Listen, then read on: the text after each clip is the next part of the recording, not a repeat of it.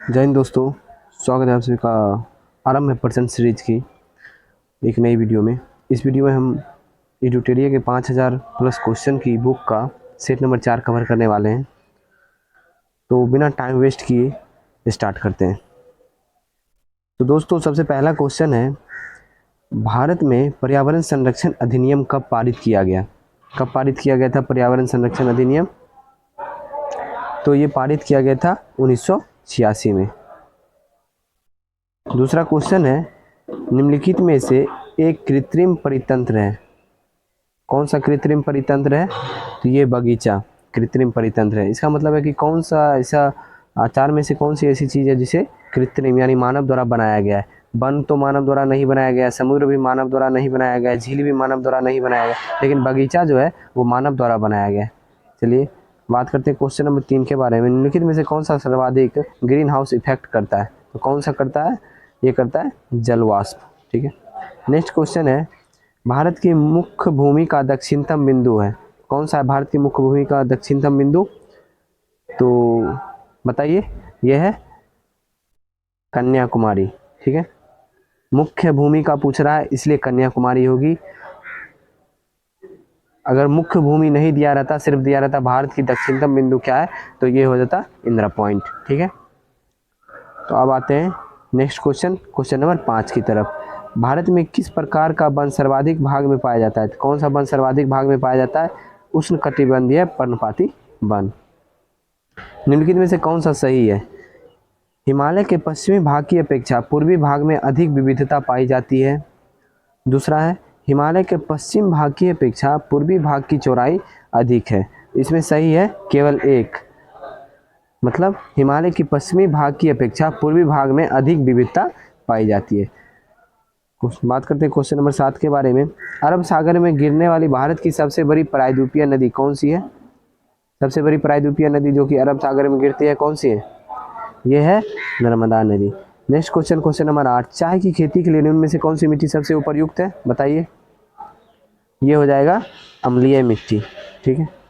Next question है, monsoon निर्वर्तन होता है, तो इसका आंसर हो जाएगा ऑप्शन नंबर डी, उत्तर पश्चिम भारत में बंगाल की खाड़ी। उत्तर पश्चिम भारत से बंगाल की खाड़ी में। ठीक है। नेक्स्ट क्वेश्चन है, वेनेजुएला की राजधानी कहाँ है? ये तो सबको पता ही होगा, कराकस। ठीक है। क्वेश्चन नंबर 11 के बारे में बात करते हैं। क्वेश्चन नंबर 11, निम्नलिखित में से कौन सुमेलित नहीं है? तो कौन सा सुमेलित नहीं है? तो भारत का तो चक्रवात है, चीन में टाइफून, ऑस्ट्रेलिया का बिलीबिली, अमेरिका का बागिया, ये जो है गलत है। ठीक है। नेक्स्ट क्वेश्चन, कोरल रीफ या प्रवाल भित्तियां कहाँ पाई जाती है? ये पाई जाती है कर्क एवं मकर रेखा के बीच में, कोरल रीफ और प्रवाल भित्तियां। ठीक। स्वर्ण सिंह समिति का संबंध है, किससे संबंध है स्वर्ण सिंह समिति का? ये संबंध है मूल कर्तव्यों से। नेक्स्ट क्वेश्चन है, न्यायोचित एवं मानवीय कार्य दशाओं का मातृत्व सहायता के लिए उपबंध संविधान के किस अनुच्छेद में दिया गया है? तो ये दिया गया है अनुच्छेद 42 में। नेक्स्ट क्वेश्चन, भारत के नियंत्रक एवं महालेखा परीक्षक के संबंध में निम्न कथनों पर विचार कीजिए। ठीक है। पहला ऑप्शन है, इसके कार्यकाल 6 वर्ष या 62 वर्ष जो पहले हो आयु तक होता है। दूसरा है, यह राष्ट्रपति के प्रसाद प्रयत्न अपने पद पर बना रहता है। तीसरा है, इसके वेतन एवं अन्य सेवा शर्त राष्ट्रपति द्वारा निर्धारित होती है। तो पूछ क्या रहे, उपयुक्त में से कौन सा कथन गलत है, मतलब इस तीनों में से कौन सा कथन गलत है ये बताना है। तो इसमें गलत है सभी। ठीक है। इसमें जो है सभी ऑप्शन गलत है, क्योंकि इसका जो कार्यकाल होता है 6 वर्ष या 65 वर्ष, और ये राष्ट्रपति के प्रसाद प्रयत्न पर नहीं रहते हैं, अपने पद पे बना हुआ इनका फिक्स है। और इसके बाद इसके वेतन में अन्य सेवा शर्त राष्ट्रपति द्वारा निर्धारित नहीं होता है। ठीक है। नेक्स्ट है क्वेश्चन नंबर 16, राज्य में मुख्यमंत्री समेत मंत्रियों की अधिकतम संख्या विधानसभा की कुल सदस्य संख्या के कितने प्रतिशत से अधिक नहीं होना चाहिए? कितने प्रतिशत से अधिक नहीं होना चाहिए? 15% से अधिक नहीं होना चाहिए। नेक्स्ट क्वेश्चन है, रीट जारी करना उच्चतम न्यायालय के किस क्षेत्राधिकार में आता है? कौन सा क्षेत्राधिकार में आता है?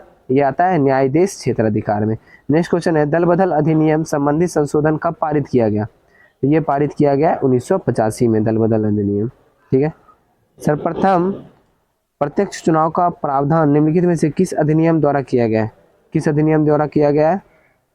ये किया गया है भारत शासन अधिनियम 1919 के द्वारा। बात करते हैं क्वेश्चन नंबर 20 के बारे में। क्वेश्चन नंबर 20 है, प्रधानमंत्री का राष्ट्रपति को सूचनाएं प्रदान करने संबंधी कर्तव्यों का उल्लेख किस अनुच्छेद में दिया गया है? ये दिया गया है अनुच्छेद 78 में। नेक्स्ट क्वेश्चन है, निम्नलिखित में से कौन सा देश प्रातः काल शांति की भूमि के नाम से जाना जाता है? किस देश को land of the morning calm कहते हैं? तो ये कहते हैं दक्षिण कोरिया को। ठीक है। विश्व जल संरक्षण दिवस कब मनाया जाता है? तो ये मनाया जाता है 22 मार्च को। 22 अप्रैल को क्या मनाया जाता है? ये आप कमेंट कर दीजिएगा। ठीक है। स्वदेशी और बहिष्कार आंदोलन का अनुमोदन कांग्रेस के किस अधिवेशन में हुआ? ये हुआ था ऑप्शन नंबर सी, बनारस अधिवेशन 1905 में। ठीक है। नेक्स्ट क्वेश्चन है, कांग्रेस की कार्य समिति में भारत विभाजन का प्रस्ताव कब पारित किया गया था? ये पारित किया गया था 14 जून 1947 को। संविधान सभा की प्रथम बैठक का आयोजन किस गवर्नर जनरल के द्वारा किया गया? किसके द्वारा किया गया था बताइए? तो ये किया गया था लॉर्ड बेवेल के द्वारा। ठीक है। नेक्स्ट क्वेश्चन, मंगल पांडे ने प्रथम भारतीय स्वतंत्रता संग्राम की शुरुआत की। इसके उपरांत ब्रिटिश सरकार द्वारा उन्हें कब फांसी दी गई?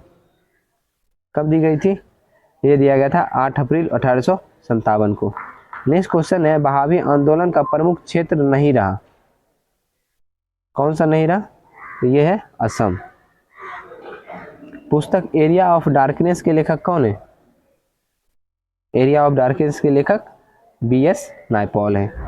नेक्स्ट क्वेश्चन है, सूची 1 और सूची 2 को सुमेलित करना है। ठीक है। तो सबसे पहला है सूरत की संधि। सूरत की संधि कब हुई थी? सूरत की संधि हुई थी 1775 में। ठीक है। नेक्स्ट है पूना की संधि। पूना की संधि हुई थी 1817 में। नेक्स्ट है पुरंदर की संधि। हाँ, पुरंदर की संधि हुई थी 1665 में। और देवगांव की संधि कब हुई थी? 1803 में। तो इसका आंसर हो जाएगा 4, 3, 1, 2, यानी ऑप्शन नंबर सी इसका सही आंसर है। Next question, question number 30। Question number 30 कह रहा है, निम्नलिखित में से किस ग्रंथ से गुप्त काल के बारे में जानकारी मिलती है? गुप्त काल के बारे में जानकारी किस ग्रंथ से मिलती है? ये मिलती है मृच्छकटिकम। ठीक है। नेक्स्ट, कलिंग शासक खारवेल किस धर्म का अनुयायी था? वो था जैन धर्म का अनुयायी। ठीक है। किस धर्म का था? जैन धर्म का। नेक्स्ट क्वेश्चन है, भीतरी स्तंभ अभिलेख किस शासक से संबंधित है? ये संबंधित है स्कंदगुप्त से। क्वेश्चन नंबर 33, दक्षिण भारत में स्थित कैलाशनाथ मंदिर किस शासकों के द्वारा निर्मित है? किस शासकों द्वारा निर्मित है? ये निर्मित है पल्लव शासक द्वारा। ठीक है। नेक्स्ट क्वेश्चन, सिकंदर की मृत्यु के बाद भारत ने अपनी गर्दन से दास्ता का जुआ उतार फेंका, साथ ही अपने गर्दनरों की हत्या कर दी। इस मुक्त युद्ध का नायक सेंड्रोकोटस था। चंद्रगुप्त के विषय में यह किसने लिखा? किसने लिखा है? ये लिखा है एरियन ने। नेक्स्ट क्वेश्चन, ध्वनि का प्रभाव मानव मस्तिष्क में संवेदन कितने समय तक रहता है? ये रहता है 1/10 सेकेंड तक। नेत्र में प्रवेश करने वाले प्रकाश की मात्रा नियंत्रण निम्न में से किस अंग द्वारा होता है? यह होता है आइरिस के द्वारा। 37 नंबर क्वेश्चन है, रक्त की अशुद्धियों किस अंग में जाकर छनती है? ये सबको पता होगा। तो ये होती है वृक्क, यानी किडनी में जाके छनती है रक्त। रक्त का कितना प्रतिशत भाग प्लाज्मा होता है? कितना प्रतिशत होता है? ये होता है 55 से 60%। एक पौधे पर पुष्पन होने के लिए उत्तरदायी हार्मोन कौन सी है? कौन सी है? फ्लोरिजीन। ठीक है। नेक्स्ट क्वेश्चन, इंद्रधनुष किसके कारण होता है? किसके कारण होता है इंद्रधनुष? ये होता है परावर्तन और अपवर्तन दोनों के कारण। नेक्स्ट क्वेश्चन है, एक ही पदार्थ के अणुओं के बीच कार्यकारी आकर्षण बल को क्या कहा जाता है? इसको कहा जाता है ससंजक बल। ठीक है। बात करते हैं क्वेश्चन नंबर 42 के बारे में। क्वेश्चन नंबर 42 है, किसी अभिक्रिया में भाग लेने वाले पदार्थ को क्या कहते हैं? इसे कहते हैं अभिकारक। ठीक है। नेक्स्ट क्वेश्चन, क्षारक को जल में घोलने पर क्या मुक्त होता है? मुक्त हो जाएगा OH नेगेटिव आयन, यानी OH माइनस आयन, ये मुक्त हो जाता है। नींबू के रस का pH मान क्या होता है? पता ही होगा, नींबू के रस का पीएच मान 2.2 होता है। बादल और वायुमंडल का तैरना किस कारण से होता है? ये होता है किस कारण से? श्यानता के कारण से, ठीक है। नेक्स्ट क्वेश्चन, छाया में पनपने वाले पौधे को क्या कहते हैं? छाया में पनपने वाले पौधे को क्या कहते हैं? कहते हैं सियोफाइट्स, ठीक है। अगला क्वेश्चन है, मेन रहीन अंतर्राष्ट्रीय सीमा रेखा किन दो देशों के बीच है? ये पता ही होगा, रूस और फिनलैंड के बीच। नेक्स्ट क्वेश्चन है, जैव विविधता दिवस निम्नलिखित में से किस दिन मनाया जाता है? ये मनाया जाता है 22 मई को। नेक्स्ट क्वेश्चन 49 नंबर है, खाद्य सुरक्षा राष्ट्रीय खाद्य सुरक्षा मिशन की शुरुआत किस वर्ष की गई थी? ये की गई थी 2007 में, ठीक है। भारत में मुद्रास्फीति की प्राकलन का सबसे प्रचलित माप क्या है? ये है CPI। तो दोस्तों ये 50 क्वेश्चन का सेट खत्म हो चुका है, लेकिन इसमें कुछ इंपॉर्टेंट पॉइंट दिए गए, उसे भी हम लोग कवर कर लेते हैं, ठीक है।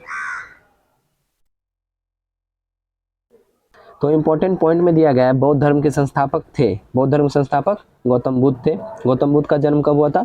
563 ईसा पूर्व में। कहाँ हुआ था? लुम्बिनी में हुआ था। और इनकी मृत्यु कब हो गई थी? 483 ईस्वी में। कहाँ हुई थी इनकी मृत्यु? कुशीनगर उत्तर प्रदेश में हुई थी। इनके बचपन का नाम क्या था? सिद्धार्थ नाम था। इनको कब ज्ञान की प्राप्ति हुई?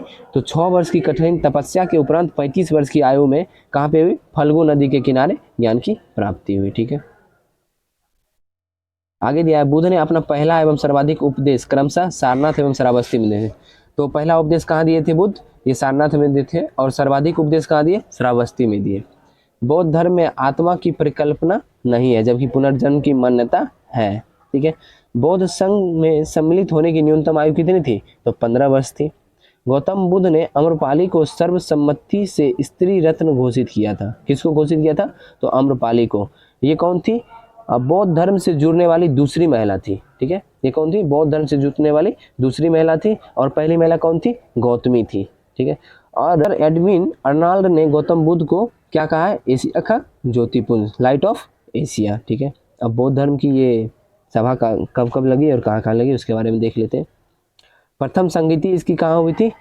कब हुई थी? 483 ईसा पूर्व में। कहाँ हुई थी? राजगीर में हुई थी, जिसे राजगिरी पहले कहा जाता था। और उस समय अध्यक्ष कौन थे उसके? महाकश्यप थे। और किसके शासनकाल में हुई थी? अजातशत्रु के शासनकाल में, ठीक है। द्वितीय संगीति कब हुई थी? 383 ईसा पूर्व में। और यह स्थान कौन सा है? वैशाली में हुई थी। अध्यक्ष इसके थे सवाकामी। और शासनकाल था कालाशोक का। तो ध्यान देना है कि पहली बौद्ध संगति हुई है 483 में, उसके 100 साल बाद हुई है 383 में दूसरी बौद्ध संगति, ठीक है। अब हम बात करते हैं तीसरी बौद्ध संगति के बारे में। तीसरी बौद्ध संगति हुई 250 ईसा पूर्व में। इसका स्थान है पाटलिपुत्र यानी पटना, वर्तमान में जिसे बोलते हैं। और इस समय अध्यक्ष थे मोगलीपुतिस, ठीक है। और शासनकाल किनका था? अशोक का शासनकाल था तीसरी बौद्ध संगति के समय। और चतुर्थ बौद्ध संगति जो है 98 ईस्वी में हुई है, ठीक है। और कहाँ हुई थी? कुंडलवन में। अध्यक्ष थे वसुमित्र। और शासनकाल किनका था? कनिष्क का। तो कनिष्क, ये शासनकाल याद करने का एक छोटा सा ट्रिक है, अका अक, मतलब अका अक। अ से अजातशत्रु, क से कलाशोक, और फिर अ से अशोक, और क से कनिष्क। बस यही है इसका ट्रिक। तो आगे बात कर लेते हैं जैन धर्म के बारे में। जैन धर्म के संस्थापक थे ऋषभदेव। जैन धर्म के 22वें एवं 23वें तीर्थंकर, 22वें तीर्थंकर कौन थे? अरिष्टनेमी। और 23वें तीर्थंकर कौन थे? पार्श्वनाथ। और 24वें कौन थे? महावीर स्वामी, ठीक है। 24वें और अंतिम भी यही थे। महावीर स्वामी का जन्म कब हुआ था? 540 ईसा पूर्व में। कहाँ हुआ था? कुंडल ग्राम में, वैशाली में। महावीर स्वामी की मृत्यु कब हुई? 468 ईसा पूर्व में, पावापुरी में। महावीर के बचपन का नाम क्या था? वर्धमान नाम था। इन्होंने 30 वर्ष की आयु में सन्यासी जीवन को स्वीकारा तथा 12 वर्ष की कठिन तपस्या के उपरांत ऋजुपालिका नदी के तट पर साल वृक्ष के नीचे ज्ञान की प्राप्ति किया। महावीर ने अपने शिष्यों को 11 गंधर्वों में विभाजित किया था। महावीर पुनर्जन्म एवं क्रमवाद में विश्वास रखते थे। किसमें रखते थे विश्वास? पुनर्जन्म एवं क्रमवाद में। स्यादवाद और अनेकांतवाद संबंधित है किससे? जैन धर्म से। प्रथम जैन भिक्षुणी थी चंपा। महावीर के प्रथम अनुयायी थे उनके दामाद जामील, ठीक है। और जैन संगति कब कब हुई? जैन संगति सिर्फ 2 हुई है, जो प्रथम जैन संगति हुई 300 ईसा पूर्व में, कहाँ हुई? पाटलिपुत्र में। और इसके अध्यक्ष कौन थे? स्थूलभद्र थे। और द्वितीय जो है जैन संगति हुई 512 ईस्वी में। तो इस कहाँ पे हुई थी? ये बल्लभी में हुई थी और इसके अध्यक्ष थे क्षमा सरवन। ठीक है, तो दोस्तों आज का ये सेट यही खत्म हुआ और जो इसमें इंपॉर्टेंट पॉइंट दिए गए थे उसे भी मैंने कवर कर दिया है। आशा करता हूँ आप लोगों को वीडियो अच्छा लगा होगा। तो वीडियो अच्छा लगता है तो वीडियो को लाइक कर दिया कीजिए और कितने क्वेश्चन आपके सही हो रहे हैं वो कमेंट कर दिया कीजिए। मैंने एक क्वेश्चन बीच में पूछा है, उसका जवाब भी कमेंट में दे दीजिएगा कि 22 अप्रैल को कौन सा दिवस मनाया जाता है। और उन लोगों तक यानी उन स्टूडेंट यानी उन छात्रों तक आप ज़रूर इसको शेयर करें, ज़रूर उनको बताएं को इसका ज़रूरत है। तो और चैनल पे नया है तो चैनल को सब्सक्राइब भी कर लें। ठीक है, मिलते हैं अगली वीडियो में। जय हिंद।